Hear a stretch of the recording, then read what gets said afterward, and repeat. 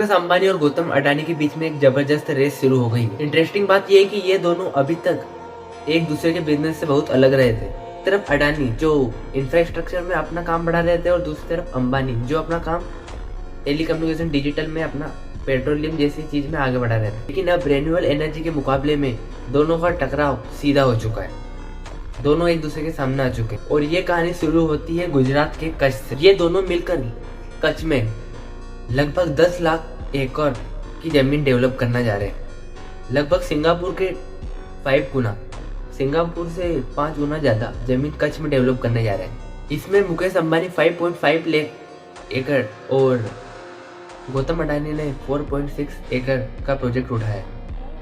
लेकिन सवाल ये है कि आखिर कच्छ ही क्यों? भारत के 2 सबसे बड़े बिलियनियर कच्छ में ही क्यों करना चाहते हैं और इससे भारत को क्या फायदा होगा, ये जानेंगे इस वीडियो में। तो वीडियो पूरा देखना और वीडियो देखने के साथ वीडियो को लाइक एंड सब्सक्राइब जरूर कर देना। चलते हैं वीडियो। इसके सबसे बड़े 3 रीजन है। पहला है टोरिड जोन। आखिरकार होता क्या है? टोरिड जोन होता है जो tropic of cancer, tropic of capricorn के बीच में होता है टोरिड जोन।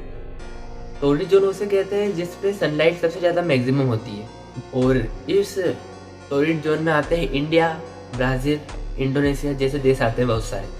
और ख़ास बात ये है कि इंडिया में कच्छ सबसे अपर मोस्ट लेवल जिसमें सबसे ज़्यादा सूर्य की रोशनी पड़ती है। जोन में कभी कच्छ जैसे एरिया में आप सोलर एनर्जी प्रोड्यूस करते हो तो लगभग 50 से 60% आपको प्रॉफिट होगा। इनफैक्ट कच्छ में इतनी ज़्यादा एनर्जी है कि आप 1 किलोमीटर में सोलर एनर्जी लगाकर 1 मेगावाट एनर्जी प्रोड्यूस कर सकते हो। और आखिरकार सोलर एनर्जी पे इतना प्रेशर क्यों पड़ रहा है? सोलर एनर्जी लगाने के लिए लोग इतने पीछे क्यों पड़ रहे हैं? इसका बहुत बड़ा कारण है कार्बन टैक्स।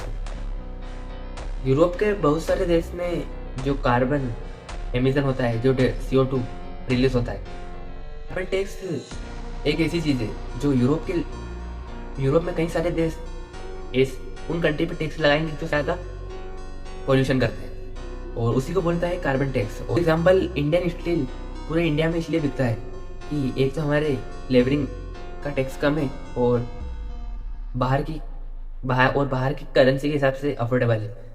पर ये जब टैक्स लगने के बाद इंडियन गुड्स पे भी टैक्स लग जाएगा तो बाहर भी रेट में बिकेगा और यहीं पे भी। तो बाहर कभी शिफ्ट हुआ तो बाहर पे अमाउंट मैक्सिमम हो जाएगा।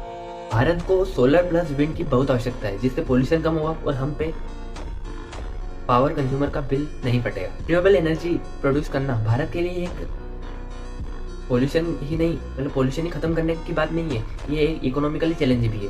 भारत इकोनॉमिकली डेवलप में जो गांव में लगता था वो डीपी बोली जाती है उसे, वो कुछ खराब हो जाने के कारण 2 से 3 दिन तक सही नहीं हो पाती। उसमें रिस्क भी ज़्यादा था और जो सोलर प्लांट है उसमें ना रिस्क है।